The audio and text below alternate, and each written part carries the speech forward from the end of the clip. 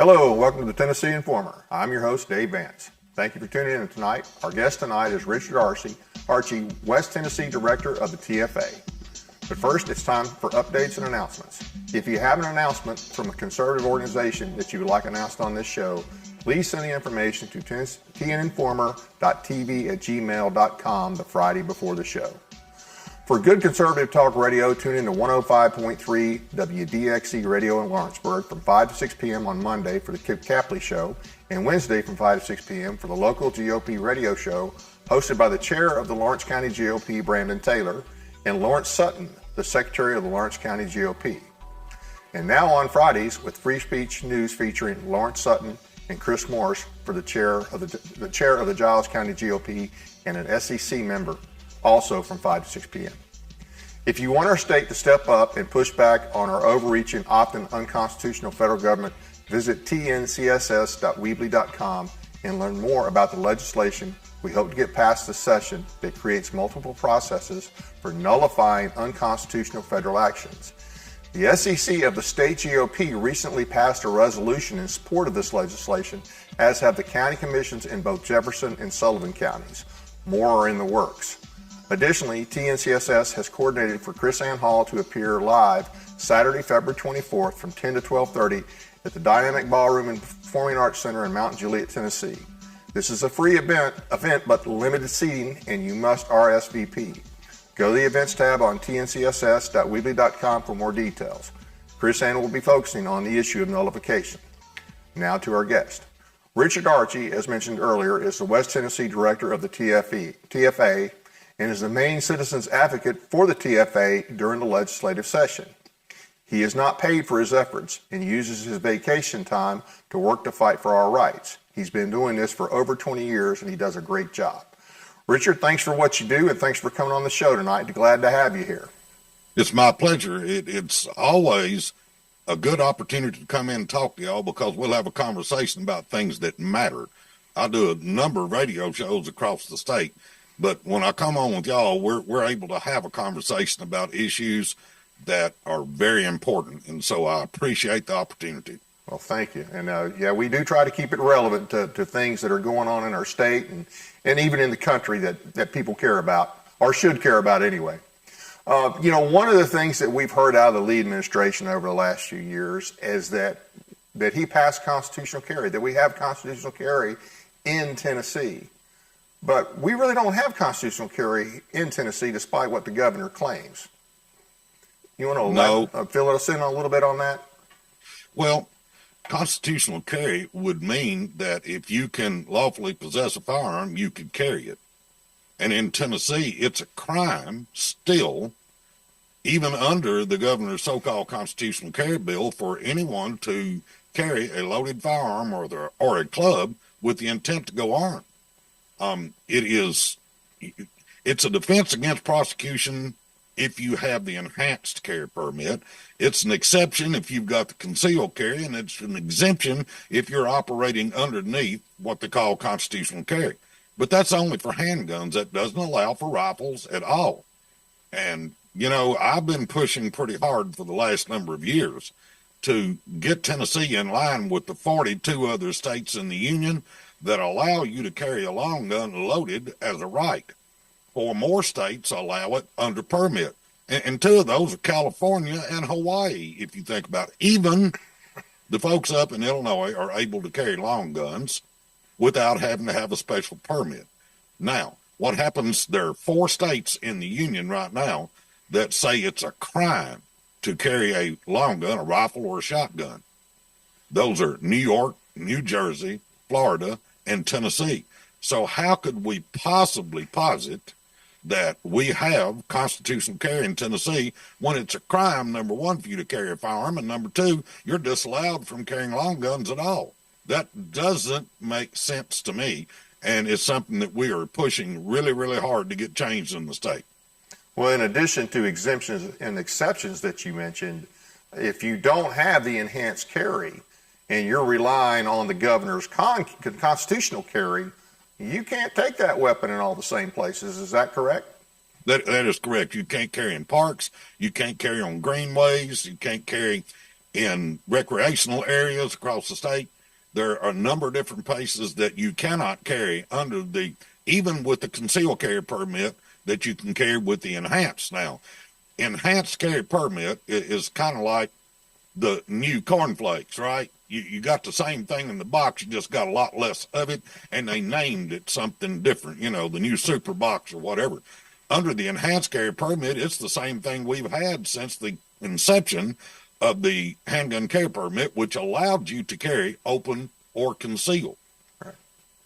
And with the advent of the second type of permit, the concealed only, you can't carry openly at all. And in the third one, you can carry open or conceal, but your places are limited. And so, and two, what people need to understand is reciprocity with other states. You have to be very careful when you cross the state line.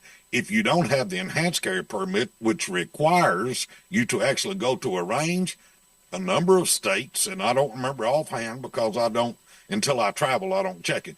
But a number of states say, hey, our permit requires you to have training. You got to have live fire at a gun range. And if you don't do that, we don't have reciprocity with you. You can go to the .gov and look up reciprocity, and they will show you all the different states. They'll list them out for you and tell you which ones allow 18-year-olds and which one allow open carry, which ones allow you to carry long guns, which it's all there. But it's endemic on each individual to know what their rights are in those states that they go to, because they don't necessarily follow Tennessee's laws. And so if you're going to travel across the states, you need to be sure that you understand what their laws are so you don't wind up in trouble. Like you can't drive across Illinois with a handgun because you don't have a FOID card, a firearms owner identification card. So you can carry it in the trunk of your car locked up with ammunition in a separate locked container from your handgun, but that's the only way, and that's kind of about as useful as a rock as far as I'm concerned, because if it's in your trunk and it's not loaded, how much help is that going to be for you? But that's the law in Illinois, so you need to be sure you understand what they are. Right. And you mentioned 18-year-olds. Now, I think originally when they passed so-called con carry in Tennessee, they exempted 18 to 20-year-olds from that, and I think the court has already stepped in on that one. Can you elaborate on that a little bit? I can. It's called the Beeler case that took place up in Knoxville, Tennessee. Had three young men that actually sued the state. And when the case had been going on for a number of years, and the Attorney General backwards and forwards then, before the one we've got now, kept going back to the well and saying, we need you to clarify this, you need to do that. And when Jonathan Scarametti came in, the new AG that we have now, whom I have a world of respect for, the first thing he said was he raised his hand and said, sorry, we're not going to defend the state of Tennessee against that, because we see this as an infringement of the Second and 14th Amendments. And so therefore they said, we're going to agree that the plaintiffs in this case are correct in their assertions. And so therefore we say that the state of Tennessee has been guilty of a federal civil rights violation, because the 14th Amendment is, in fact, the amendment that talks about civil rights. And as the state of Tennessee had the Second Amendment incorporated against it in 2010 in the McDonald v. City of Chicago case, where they said, hey, if it's a stricture on the federal government, it's a stricture on every state. And so therefore, what they said was, in the agreement that Jonathan Scarametti put forth, he said the challenge scheme of Tennessee of denying 18-year-olds the ability to carry a handgun or to perfect a permit is in fact a violation of the Second and 14th Amendments. And so the agreement order coming from the judge said the state had to allow 18-year-olds to carry handguns and to perfect permits. Now, we haven't seen that codified in the legislature yet, which I would presume they would think they'd need to do, being a federal judge had told them that's the law now, that's what they've got to do, but we still haven't seen that come forth as legislation from Tennessee's General Assembly yet. Well, they're saving that easy one for an election year, no doubt. Well, and this is the election year. Yep. So I would surmise that actually there was a bill last year that was brought forth in the House. It was 1005 by Rusty Grills and Chris Todd, co-sponsors on that. And what it did was three things. It took us back to the original construct of the 1796 Constitution, where it said the citizens of this state have the right to keep and bear arms for their common defense. And that's all it said. There wasn't anything about you can't carry it if you're intending to go armed, because that's a little ludicrous as far as I'm concerned. Why would you pick up a firearm and walk out of your house unless you intended to have it with you? But what they've done is they've taken that clause, the intent to go armed clause, because 3917, 1307A1, which is still on our books right now, says that it is an offense to carry a loaded firearm or a club with the intent to go armed. Now, I have found in Moorfield v. State, a 1880 Supreme Court case in Tennessee, that talks about, they define what the intent to go armed is. And it says it's one citizen carrying a handgun in case of confrontation with another. Now, you're a big 10th Amendment guy, Dave. I've known you for years, and I appreciate your stance on this. And so if, in fact, that's the case, that's the definition in Tennessee Supreme Court. So that's what the intent to go armed is here. It's one person carrying a handgun in case of confrontation with another.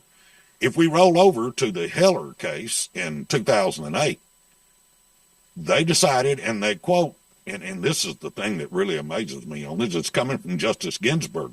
She defines what the Second Amendment is. She said, it should be known that it's one citizen carrying a firearm in case of confrontation with another citizen, either offensively or defensively.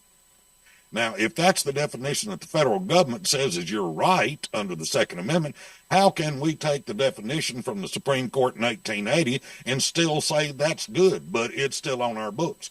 Our General Assembly, in fact, John Reagan last year tried to carry a bill that would change that intent to go armed. Right.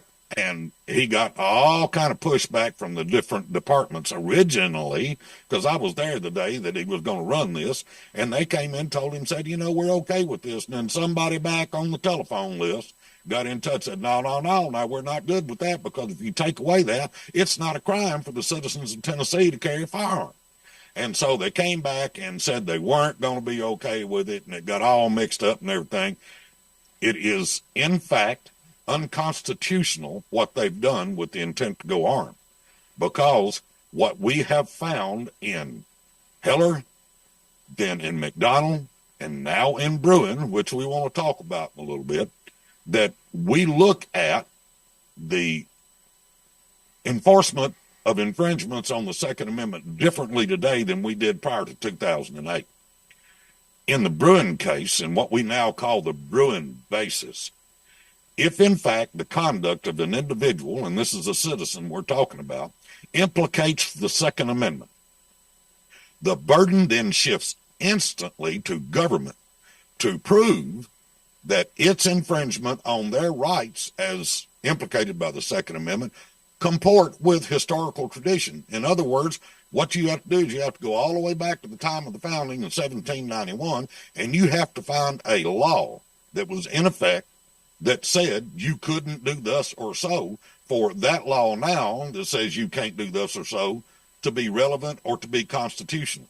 And that's what we call the Bruin basis. And so when you look at this intent to go armed thing, let's go back to Tennessee's original Constitution. We mentioned it a few moments ago, but the Second Amendment analog in Tennessee in 1796 simply said, the citizens of this state have the right to keep and to bear arms for their common defense. There wasn't anything in the statutes at all which said there was any type of constriction on that. Right. Now, from 1796, we moved forward to 1801, and the General Assembly of Tennessee passed the first law that said it was a crime for you to carry a handgun. They didn't, however, in that point, mention anything about long guns. And then again in 1821, they came in with another law that said you can't carry handguns, you can't carry bowie knives, you can't carry slingshots, you can't carry brass knuckles, you can't bear French knives. There's this whole list of things they put in, very specific as to things that they considered to be dangerous weapons. Now, let's move forward to 2008. In the Heller case, Scalia made it a point to say, we have recognized in the United States Supreme Court and our government that you cannot carry dangerous and unusual weapons. And what he did was he instituted a conjunctive test at that point. Because let's be frank, every weapon's dangerous. Yep. Your hand's dangerous, your shoestrings are dangerous, hammers are dangerous. One of the things that I think is the most egregious fact that nobody wants to talk about when they get to the legislature is that in 2021, I've got the data to prove this, more people were killed in the United States with hammers than with all types of rifles combined. And that includes AK-47s and AR-15s. But so therefore, if hammers kill more people than rifles, why don't we have hammer control? More people died in car wrecks in 2021 than died from rifles of all types, including AR-15s and AK-47s, but we don't have car control. And then oh yeah, but you got to have a license to drive a car. No, you don't. I promise you, if you go out on I-40 right now to any spot in Tennessee and you stop the next 40 cars coming down the road, you're going to find a number of them where the people in there not only don't have driver's license, but they don't have insurance, which both are requirements under the law. But criminals don't obey laws. And so therefore, right after the Covenant shooting, there was a wreck up on 24 going towards Chattanooga where 6 children were killed in a car wreck. Yep. And what it was an illegal immigrant who was under the influence of alcohol, didn't have a license, didn't have any insurance. How many different laws did he break? And yet he killed 6 people instantly. Do you see anybody clamoring and go out here and say, hey, wait, we need to stop all these cars, make sure these people know how to drive, that they can read the language, that they understand that they can't drive under the influence of alcohol, and they've got to do it safe. And they're here illegally. Yeah. And the Department of Safety, if I look at what their charge is, they're supposed to keep us safe on the roads, right? They're the Tennessee Highway Patrol. That's the police arm of the Department of Safety. And yet, when people die in car wrecks, do you see them being responsible for that? You do not, for the simple fact that no branch of government is ever responsible for the production of safety or security for any individual. And so, therefore, the stuff that you see on the side of the cars to protect and serve is simply marketing. And they do it well. And I'll have to give them that. They've used it for a number of years. But they're not responsible. They are precluded from being responsible by qualified immunity, which means that it doesn't make any difference whether they did the right thing, the wrong thing, whatever. They can't be held responsible for their actions, especially if they did not provide safety or security for any individual. I think that it is imperative for the average Tennessean to know you are your own first responder. Now, I wouldn't have a job being a police officer for any amount of money, and there are people that want to defund them, and that's crazy. We sleep safe in our beds at night because rough men stand ready in the darkness to visit violence on those who would do us harm. We have to have the police. It's absolutely necessary. And these cretins that are out there talking about, we need to cut back and don't pay our law enforcement officers, that's nuts. I am heartened to see this year that every school in Tennessee has to have an SRO officer in that school. That's a big deal. I think that, and now private schools can get them if they want them. So it's important, I think, to make sure that we have people who stand ready to visit violence on those that would do our children harm. And you know as well as I do, the only person that stops a bad person with a gun is a good person with a gun. And if you are in a gun-free zone, you have a stress-free work environment for crazy people or criminals. That would be my contention anyway. Yeah. And more than likely, most of the time, although the law enforcement does put their life on the line, let's face it, in most situations, they're showing up after the fact. So it's like you said, we have to provide our own safety. We have to provide our own protection for ourselves and for our families. I do have a question. So, I know that the AG has to know about the Bruen decision. There's no way he doesn't know about the Bruen decision. And there's no way he doesn't know about our existing statute that makes it a crime to carry a gun. So I'm just curious as to if he stepped up on the 18 to 20-year-old issue, why didn't he just step up on the other issue and say, hey, by the way, guys, we need, even if he didn't want to announce it publicly, I'm just curious why he hasn't on that in some way, shape, or form. Or if he has, and they're just ignoring him.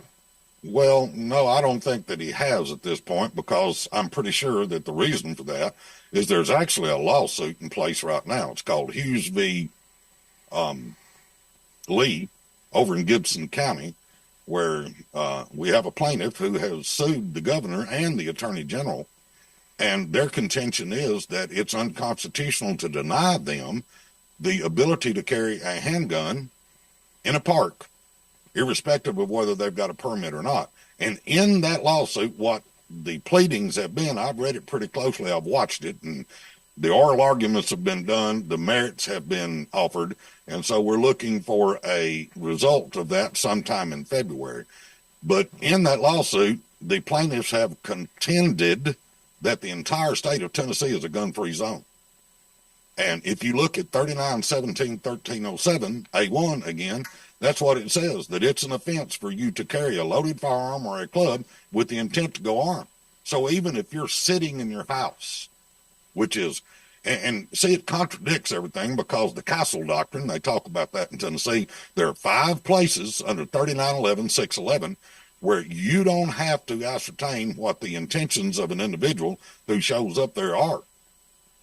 Your home, the curtilage around your home, which is the way they define that, it's the area that you habitually use when you're around your house.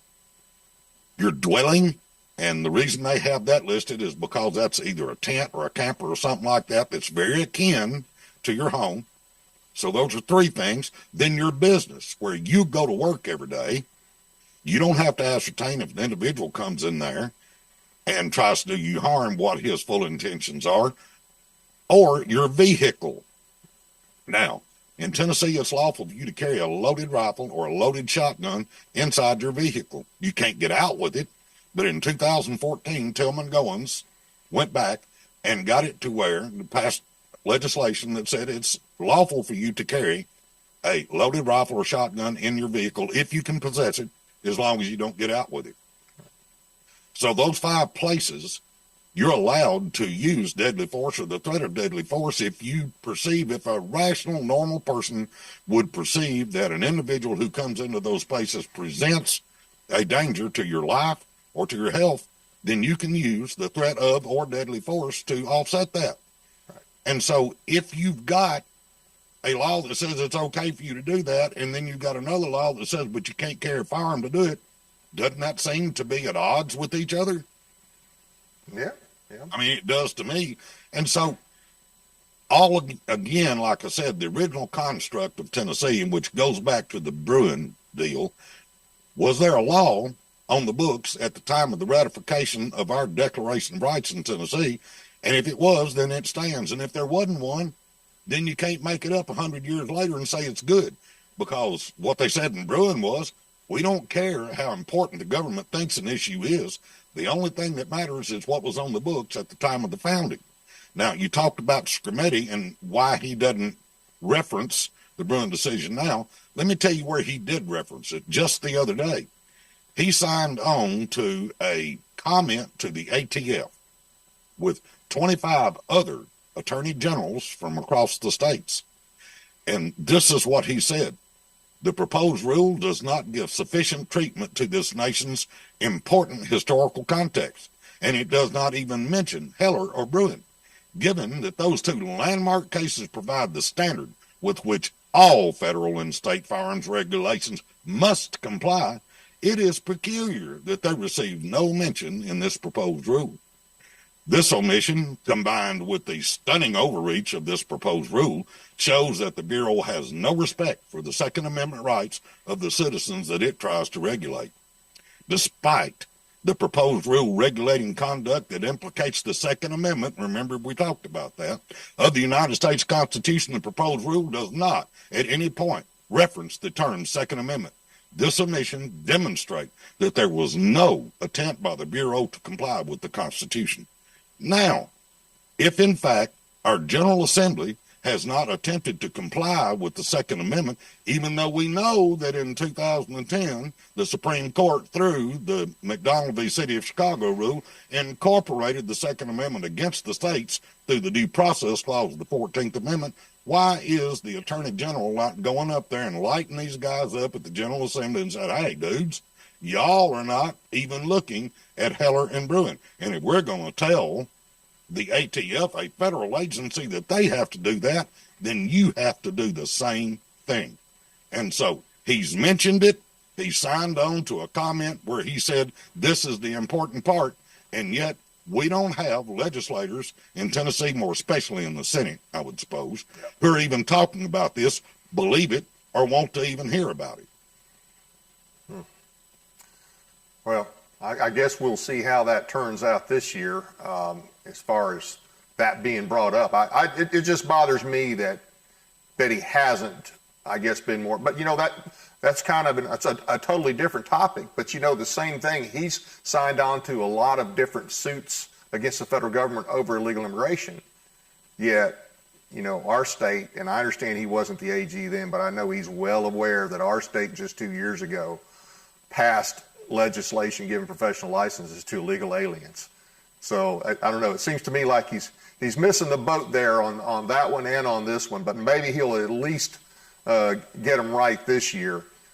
So there's a lot of we have a lot of rhinos, especially in our Senate, and a lot of people that just, I think, flat out don't believe and don't respect the Second Amendment. I don't think the governor really has any respect for it. I can't see any evidence that the TBI has any respect for it, or people from the Department of Safety that have come up there and testified against our rights. And I think I want to give you a couple minutes to talk about that a little bit, because there might be people listening that haven't heard about this before, how the people that we pay that work for the governor, who actually they all work for us, okay, but they're on the governor's staff or part of his cabinet, whatever you want to consider it, actually go in there and testify against our rights.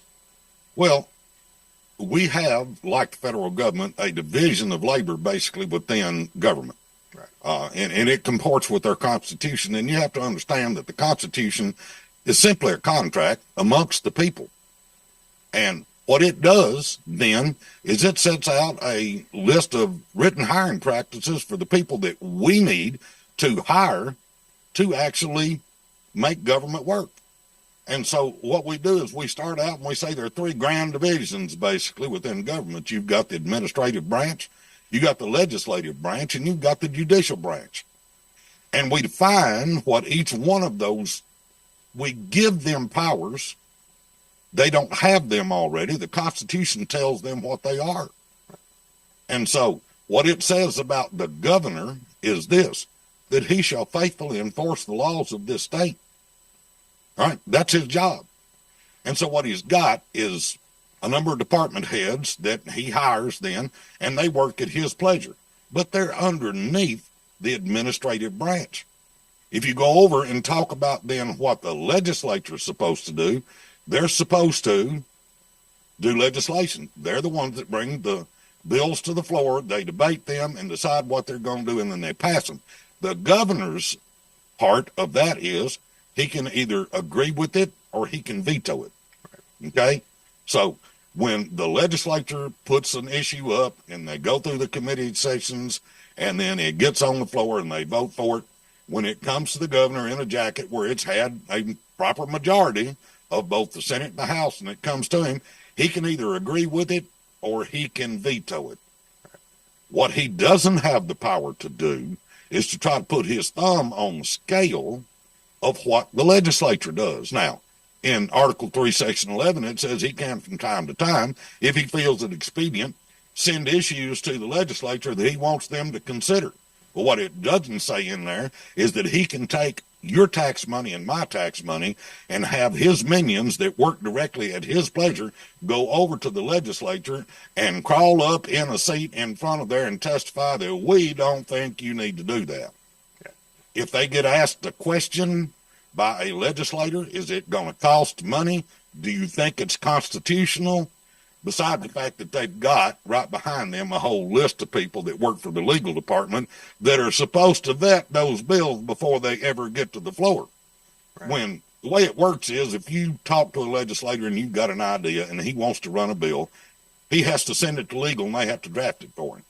And while they're doing that, they'll call him back and said, hey, what you're wanting to do right here, outlaw little green apples, I don't think the Constitution will let you do that. And so they have to go through that conversation. And before it can be put forward in a committee, it has to be vetted by legal to make sure that it's constitutional. And so now once they get it up, you got to talk everybody else in the House, number one in your committee first, and in the House to vote for it, and then it's got to go to the Senate and go through the same structure there. It has to be vetted. It has to be voted on. If the departments come in and say, we don't like this, and I can tell you last year in House Civil Justice, they had the director of the TBI, the commissioner of the Department of Safety, and Mr. Easley, who is the governor's personal spokesperson at that time. He's found other greener pastures to go to, and he doesn't have that position anymore. But you had those three people come in and testify, we do not agree with this, and we don't want to see it passed. That's not their job. That's not what they're supposed to do. They're supposed to wait and see what the General Assembly does, and then the governor at that point can say yes or no, I'm going to veto it. And you have to understand the state of Tennessee that we have the weakest governor in the nation. It only takes 50% plus one vote of the House and Senate to override his veto. It takes the same number of folks voting for it that passed it the first time to override a veto. Some states have got a 2/3 majority required to override a veto. They intended for the people in Tennessee to be in charge with this. If you look at Article 1, Section 1 of our Tennessee Declaration of Rights, it says that all power is inherent in the people, and all free governments are founded on their authority and instituted for their peace, safety, and happiness. For the advancement of those ends, they have at all times an unalienable and indefeasible right to alter, reform, or abolish the government in such manner as they may think proper. Now, if that's the contract that we have amongst the people, then shouldn't the government operate underneath that as well? Yeah. Or do they find themselves above their responsibilities and the powers that they're delegated by the people? Yeah. And that's what's so frustrating is how much they defer to the governor. He's a weak governor by design, but they act as if he is a king. And that's really frustrating to see the pedestal they put in. It's not just this governor. I mean, they did the same thing with Haslam. I'm sure they've done it with all the governors prior, this undue deference to the governor when that's really not constitutional. I mean, I'm not saying that you can talk to him like a dog, but you know what?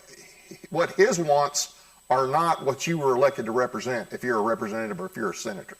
You know, the governor's job is, like you said, to enforce the laws they pass, not push the ones that he wants. He can make recommendations, but, back to that recommendations, how many bills every year does the administration, I bet they put, 50, 60 bills forth every year? Oh, yeah. I would assume that that's probably a good number. I don't spend my time counting it because normally when you have an administration bill coming out, I start instantly trying to work against it. Right, right. I have found that to be the normal need. I may be different from a lot of folks, but I have spent a great deal of time studying the Tennessee Constitution, and I understand where the power is here, and it's supposed to reside within the people, but we've abdicated that. Yeah. People don't see the need to be involved. They won't sit on the couch and, honey, hand me another Diet Coke and some chips. And they think they got people hired that's going to do it for them. And that's not the way that's supposed to work. Article 1, Section 23 of the Tennessee Constitution says expressly that you're supposed to instruct your representatives. Now, my representatives know that I take that seriously because I talk to them every week during session and most of the weeks out of session. Not so much with the Senate as I do with the members of the House, but everybody pretty much knows where I stand. Wouldn't you agree that that's a true statement? Oh, absolutely. Absolutely. All right. I do want to get on to legislation a little bit, though, but your point is well taken that, it can't just be the TFA. It can't just be Richard Archie and a handful of others for this issue or any issue. The people have to get involved and they have to stay involved. If they can't come to Nashville all the time, that's understandable. I can't either. But you know what? We got phones, we got emails, we got text. You got to make yourself heard during session especially. Absolutely.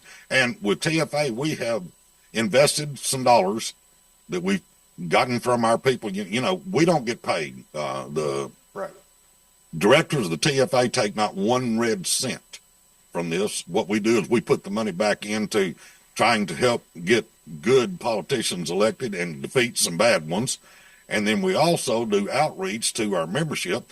We have constructed an email system now, and anybody that wants to get our emails can go to www.tennesseefirearms.com, and you can go over to the right-hand side of that. There's a button that says subscribe, and in that you can get our email updates. And with that, we'll let you know every week which bills are coming before the committees, what's going to be heard.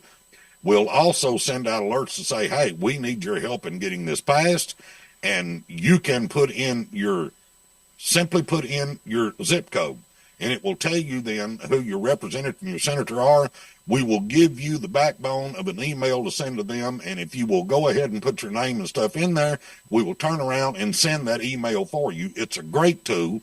A lot of different organizations do that, and we have learned how to manage that pretty well, and we've got a pretty good-sized list now of emailers that can help us with this. We're typically getting about 10 to 12% open rate on this. It needs to get a lot higher. People, you need to understand, they're coming after Tennessee. We are, in fact, the benchmark for the liberals right now. If they can defeat the Second Amendment in Tennessee, they can do it in any state in the Union. So it's just like we were talking earlier about this meeting they had today from a Mexican-American who's got a lot of money that's coming in here, and he's putting in money, and all these non-governmental agencies are spending money. What they're trying to do is they're trying to take away the right of Tennesseans, and my goodness, this is the state of John Sevier. Very few people know who John Sevier is, but he was our first governor. He mortgaged his farm in 1788, I believe it was. I could be wrong on the date, but it's sometime in the 1780s, to finance the Over Mountain Men's trek over to South Carolina to defeat Ferguson and the Tories over there at Kings Mountain. George Washington and Thomas Jefferson both said we didn't stand a chance of winning the war had it not been from those rough men from the frontier who showed up over there to defeat Ferguson. It broke Cornwallis's attack to the south, and it put them in a position to win that war. Had it not been for volunteers from Tennessee with their personal rifles showing up, they weren't army, they weren't soldiers, they were just people who wanted to be left alone, but there were volunteers that showed up with their personal rifles, and they shot the fire out of the Tories, and they won that battle, and it turned Cornwallis back up to the north and eventually led to us winning the Revolutionary War. Absolutely. You will find that in every struggle for liberty, from the original war, the Revolutionary War, to the War of 1812, which is actually, most of it was fought in 1814.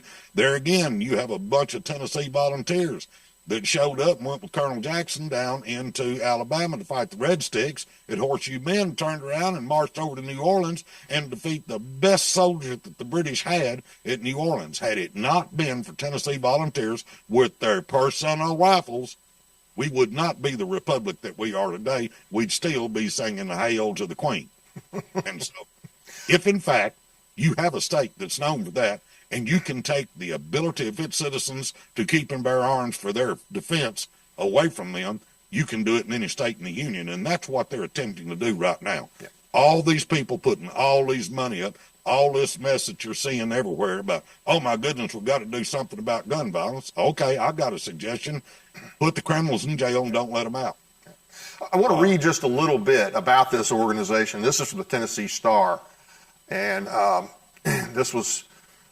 this came out this morning. A report published Tuesday by WKRN-TV failed to acknowledge the Tennessee 11, that's this activist group, seeks to pass red flag legislation and other gun restrictions this year in Tennessee. Is funded by a Mexican-American billionaire based in New York. He's got ties to ADL. He's got ties to World Economic Forum and other left-wing groups.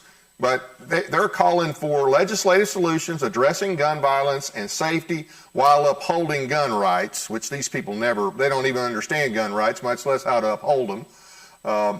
They said that they polled about 30,000 Tennesseans from all 95 counties to determine priorities that they would ask the lawmakers to address. And of course, WKRN TV did not mention that T11 is promoted by Citizen Solutions, which is in turn a project of Starts With Us. That's a project of the Levetsky Family Fund, another left-wing group.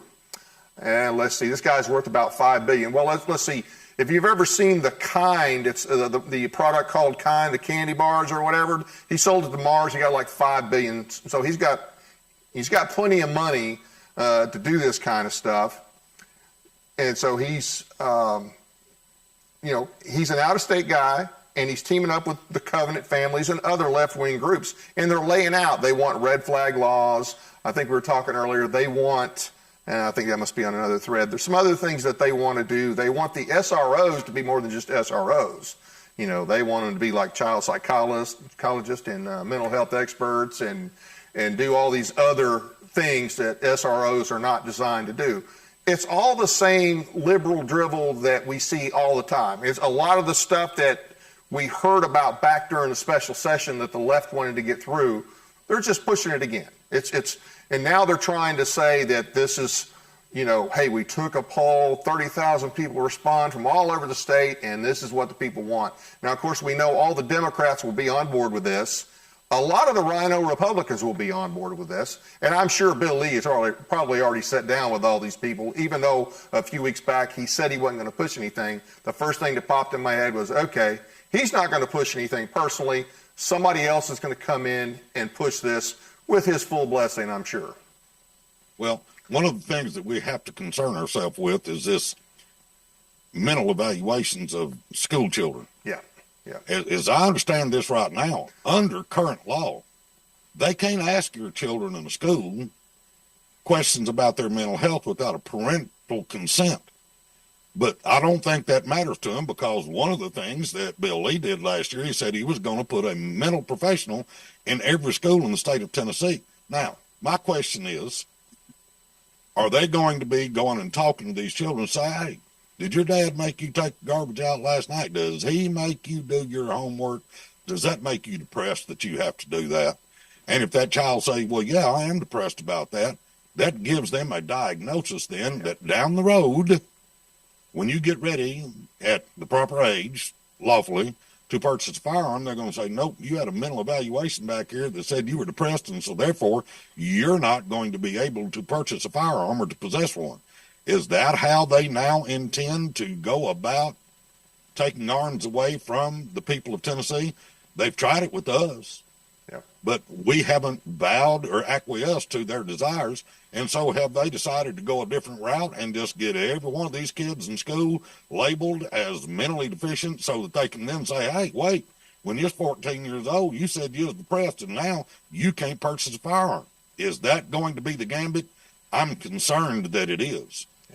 I got a specific question. Have you heard of anything, have you heard of specific bad legislation, anti-gun legislation that they plan on, other than what I mentioned with the Tennessee 11? Have you heard any chatter about, hey, so-and-so is going to try to get this anti-gun legislation through? Have you heard anything on that?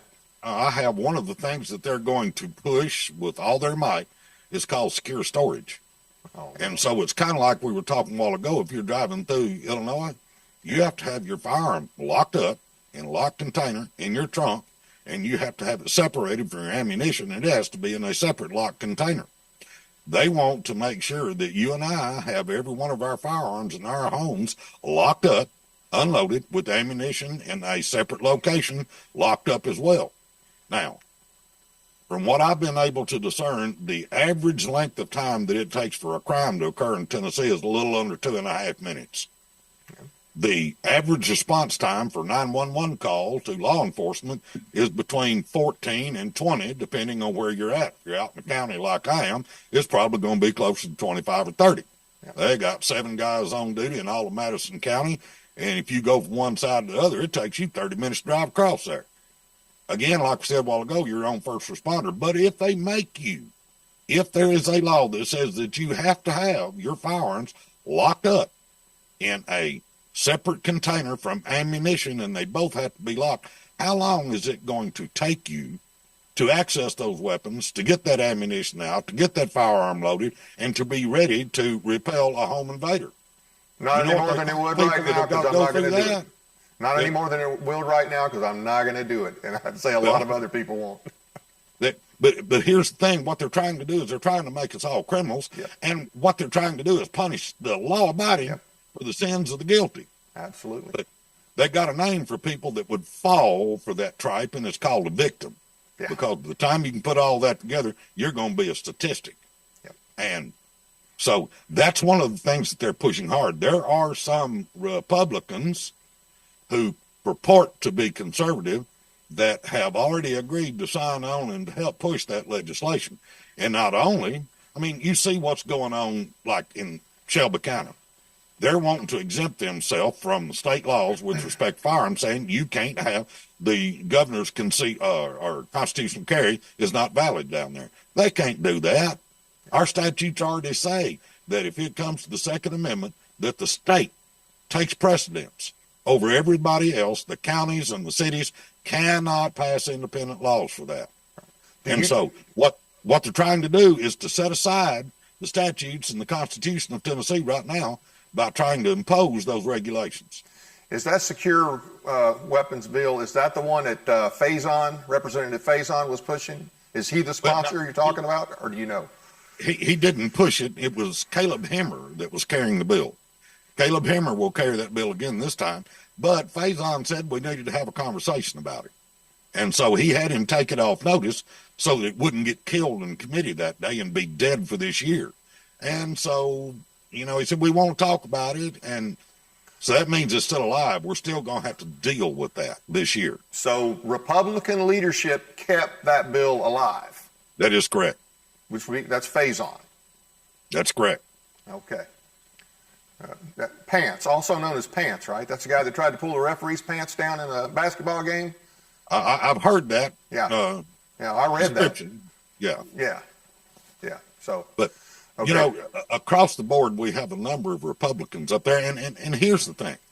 The bill that Rusty Grills and Chris Todd carried did three things. It did away with the criminal aspect of carrying a firearm in the state of Tennessee, which comports with our original analog to the Second Amendment, which said you had a right to do it. Okay. Secondarily, what it did was it said that you could carry long guns. And I've done an exhaustive search of the Tennessee statutes and codes from 1796 until today.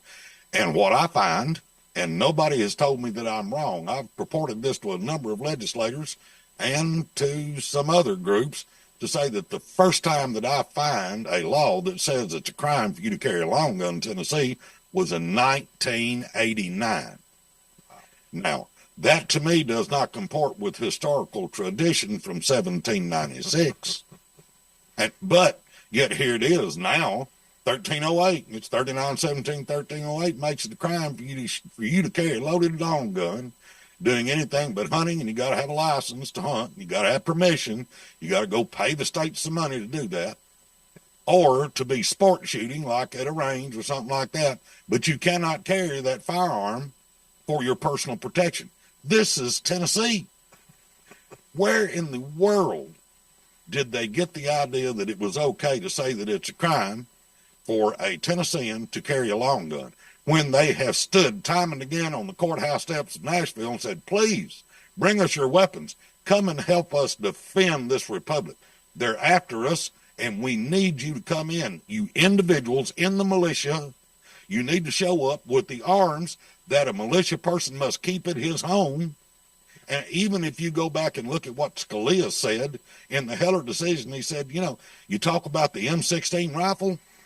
Let me tell you, it could very well be that for militias to be as efficient today as they were in the 1800s, unusual weapons, not ones that are dangerous and unusual, but unusual weapons would be needed for the militia to be as effective today. And that is the whole reason for the Second Amendment, is to be able in the final end to offset tyranny, whether that be from an invader or your own government, or a person trying to break into your home and hurt you, or to do that on the street.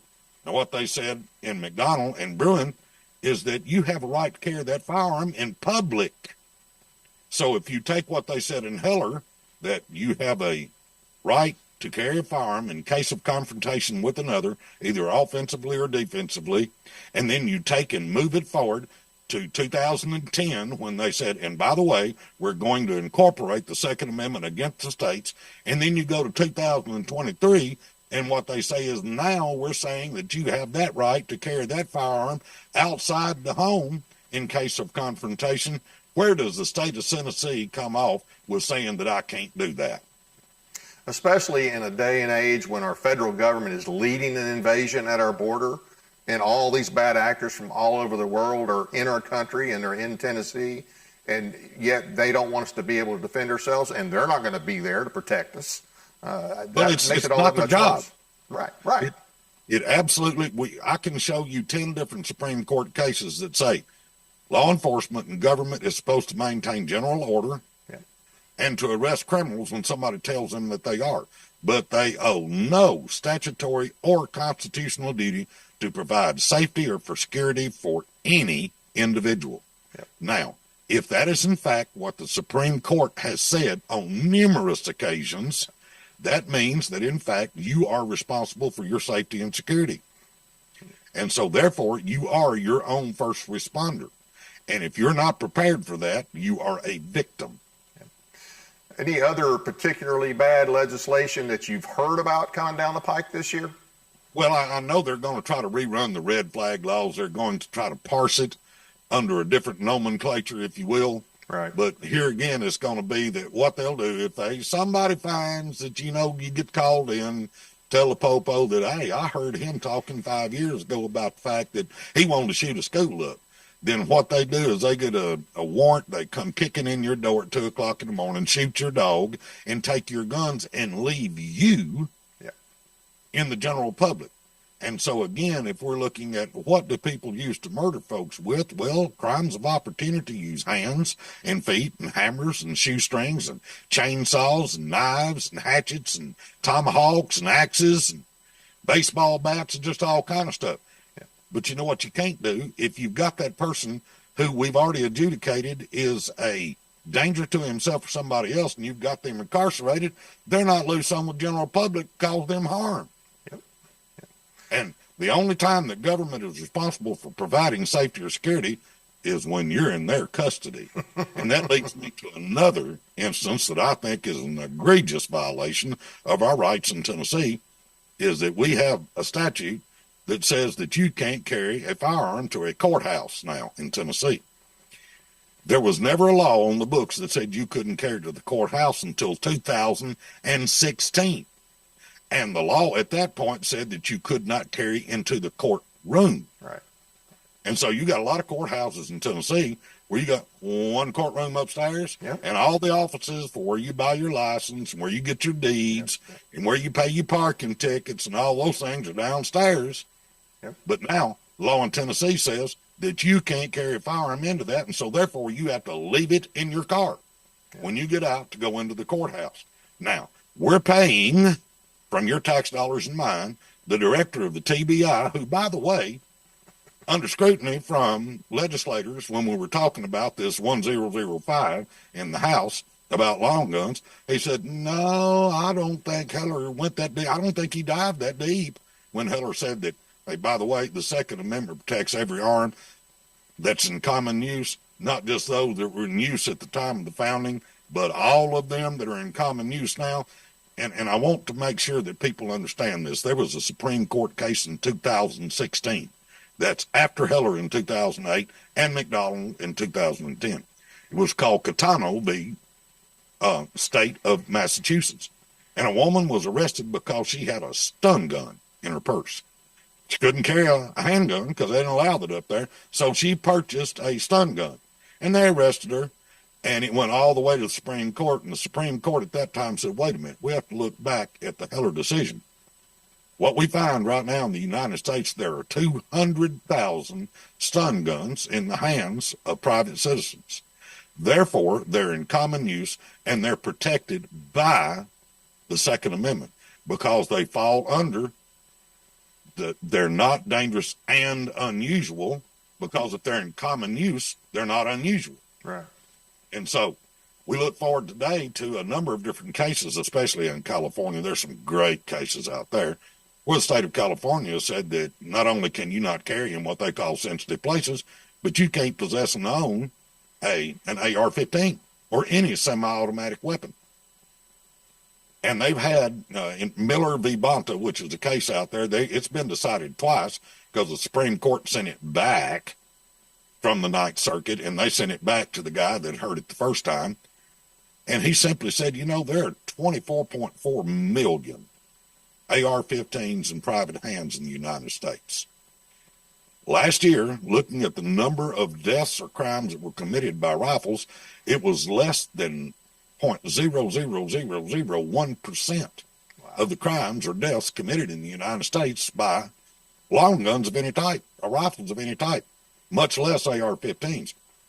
So that means if there are 24.4 million and 99.9999% of them are useful for lawful purposes, then doesn't that comport with the in common use stricture as placed in Heller and Catano? Yep. And I think that's a very valid argument. Makes sense. You could run down to, even in Tennessee in 1870, in 1871 actually, there was a Tennessee Supreme Court case, Andrews v. State, where they said expressly that the rifle, the shotgun, the repeater are weapons that are protected by the Second Amendment. And yet we've got a General Assembly right now that says it's a crime for you and I to walk with one for our personal defense. I don't get that. But they'll all tell you they support the Second Amendment. But. Yeah, that's why we call them Second Amendment butters. Yeah, absolutely. So what are some of the key bills the TFA will be supporting this year? And what legislators are carrying them? Okay, there is a move foot right now. Of course, 1005 is still alive in the House, and it has been just beaten to death over there in the Senate, but both of them are still alive. So possibly we get it passed and it winds up in the conference committee. That bill would be very important for us. That bill's still on. It's still out there. In fact, it has a positive fiscal note, will generate millions of dollars for the state of Tennessee. How rare is that? Yeah, that's extremely rare. And so, you know, we're concerned about they'll try to tell us, well, wait a minute, we don't know whether we want that money or not. So you'd have to be careful with the Finance Committee because some of the folks in that are really not Second Amendment friendly.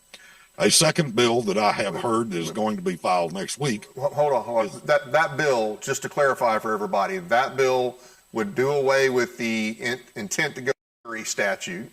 That bill will allow you to carry long guns, and that bill also basically fixes the issue that the so-called constitutional carry bill prohibiting 18 to 20-year-olds. Yes. It fixes those three issues, right? It does. It fixes those three issues. And that's House Bill 1005, Senate Bill 1503 by John Stevens.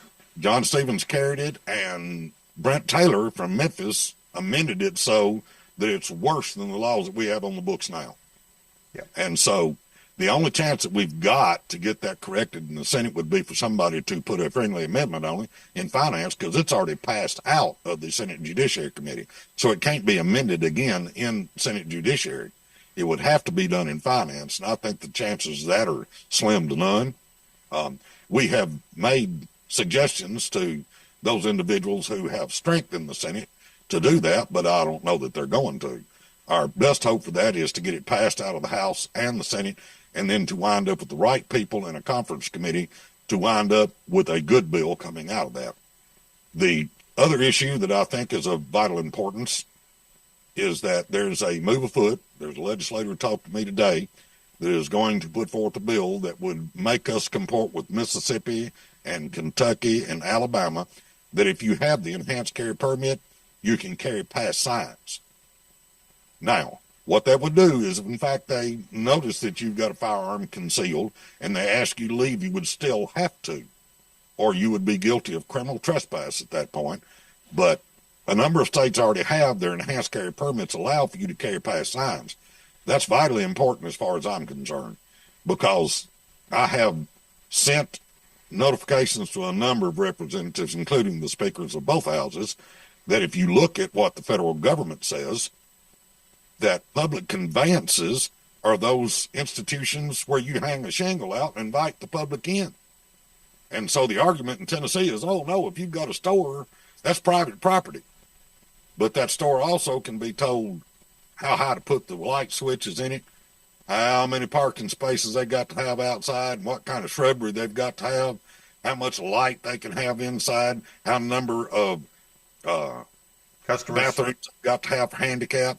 There's just litany of things that government tells businesses once they open to the general public they have to comport with, correct? Right. Anybody that's got a business knows that you don't get to just do anything you want to. You've got to satisfy the ordinances of the city and the state and all these different things. And the federal government has says, if in fact you open for business, that it's now public conveyance, it's no longer private property. And you can't keep people from coming in for religious or racial issues or any of those things. You have to be open to everybody. And so if in fact there are public conveyances, what did Ginsburg say when she ruled what the Second Amendment was? It was a person being able to carry a firearm in case of confrontation with another in public. And so if the federal government has designed a statute that in fact lists them, hospitals, sporting places, stores, all these trains, public transportation, all these things are public conveyances, then if in fact you have a right to carry a firearm for your personal protection in public, you should be able to carry them in those public spaces. And so what we're saying is we would like to see, like the enhanced carry permit in Mississippi, over in Arkansas, if you've got that enhanced carry permit, if you took the time to take the training and you paid the state the VIG for it, you should be able to walk past that sign without it being a crime. Now, if they notice and ask you to leave, you would have to do so. Yeah. But you would not be guilty of a crime just on the outset of walking through the door. Right, right. Now, that's not the biggest one, though. Jay Reedy has got a House Joint Resolution, number 38, that changes Article 1, Section 26 of the Constitution from that Jim Crow law that it has under the auspices of the 1870 change till today. It has not been moved from there. But Jay's putting on the floor of the House, and it has to be passed in the House and the Senate, a constitutional amendment which would change Article 1, Section 26 to simply read, the citizens of this state have the right to keep and bear arms for their defense, period. That's right. All it says. And that would comport then with the historical tradition of Tennessee. Now, I looked just before we went on air, that has not been put on the Senate side yet, and it has to be raised in the Senate and passed in both the Senate and the House for 2 years prior to going on the ballot. And the ballot has to be taken the year of the governor's election, which means that it has to be passed this year and next year to go on the ballot in 26. And so I say that everybody needs to call their senator and their House member and say, we want you to co-sponsor House Joint Resolution 038 by Reedy. That's very important because it'll knock a bunch of this other stuff in the head and get it out of the way if we can get our Constitution corrected to where it should be. So there's not a current Senate sponsor? There is not a current Senate-sponsored bill or resolution yet. Okay. I looked just prior to coming on the air. Okay. So we talked about this a little bit earlier, but as far as putting a little more details on what the citizens can do to help get the good legislation passed and stop the bad stuff, and just one more reminder, everybody, we have a lot of the Dems, the Rhinos, and of course groups like Tennessee 11. They're going to be pushing the red flag stuff and everything else. So, well, let's don't forget the Moms Demand Action. Moms Demand Action. Yeah, the commie mommies, the red commie mommies. Yeah. That's a Bloomberg out of New York funded, and see how many different New Yorkers are coming to Tennessee to try to change what we do here. Yeah. They won't knock us off because then that makes it easier to get the rest of them. But what you have to do is you have to show up. Number one, you need to make sure that you're getting the alerts from TFA because we are the only true, no compromise gun rights group in the state of Tennessee. We've been at this since 1995. And again, like I said, we don't take any salaries. The people that are here, we employ a couple of people who moved the membership cards and stuff like that, but they're clerical help. Nobody gets paid like they do in the NRA. I'm not getting my suits bought, and I don't have a couple of $1 million at my disposal. I don't take any business trips on the TFA's dime. I buy my own gas, and I buy my own meals. As you well know, I've been a lot of places, and I drive across the state. If people want to hear me talk about the Constitution and gun laws, I'll show up. Absolutely. I'll go all the way to East Tennessee, and I've gone into Memphis. And so I'll travel the state. It is necessary that what we do is we educate our neighbors and our friends. These things need to be talked about. People need to get off the couch and get involved. I believe it was Pericles that said in ancient Greece that just because you don't take an interest in politics does not mean that politics will not take an interest in you. Absolutely. And so what they're trying to do right now is they're trying to slow play this and just incrementally take away your Second Amendment rights. And if those rights are lost, then every other right, the freedom of speech, the freedom to worship where you want to, the freedom from intrusion by the government in your private life, it's all going to be lost because, let me tell you, the only thing that keeps them at bay is the thought. What was it that Patrick Henry said? If I can paraphrase this, or I'll try to quote it as closely as I can, but he said, guard with jealous attention the public liberty. You need to be concerned with everybody that approaches that precious jewel. And the only way that you can defend that is with downright force. And if you give up that force, you are inevitably ruined. That's a true statement. And this is from a guy whose name was on list to be hung by the British when we were trying to get out from underneath a tyrannical government. And they talk about, well, you can't fight the government. Yeah, you can. We did. We defeated the largest army and navy in the world with volunteers, with their personal weapons. There was no army. There was no government to supply the people with gunpowder or bullets or arms. It was just simply a group of people that wanted to be left alone to their own designs. And so what we have to do is we have to start talking to our neighbors. We have to get involved.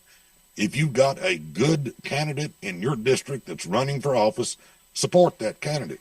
Go listen to them. Write them letters. Call them. You are instructed to instruct your representative, so get that representative's cell phone number. Talk to him. Find out what his stance on the Second Amendment is. Make sure he understands that you're watching his every move. You can go to the Tennessee.gov website and you can watch every committee hearing and you can watch everything that happens on the floor. You don't have to drive to Nashville to do it. You can sit at your computer or you can do it on your phone if you're slick enough and you can see them little things. But you can watch everything that happens there. You can look and see what the committees are going to be hearing. Make sure that you are taking our email updates. We're letting you know what's happening. And then, therefore, what you can do is you can get in touch with your representatives, your elected employees, which is what they are, and tell them what you expect them to do. And that's what it takes, is a public that's involved, a public that demands that the contract that they have between themselves is honored, that the oath the legislators take to vote without favor, affection, partiality, or prejudice, and to not assent to any vote, resolution, or thing whatever which would appear to them injurious to the people's ability to enjoy the rights and privileges as declared by the Constitution of this state. That's your job as a citizen. You are told that's what you're supposed to do.